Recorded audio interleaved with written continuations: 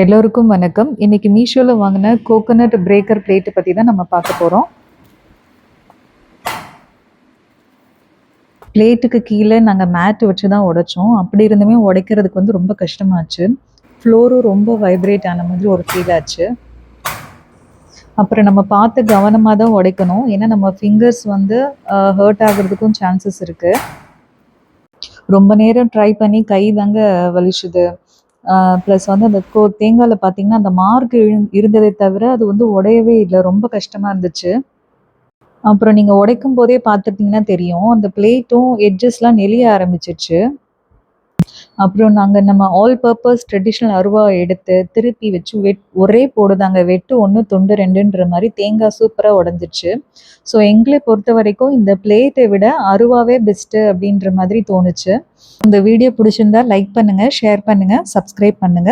நன்றி, வணக்கம்.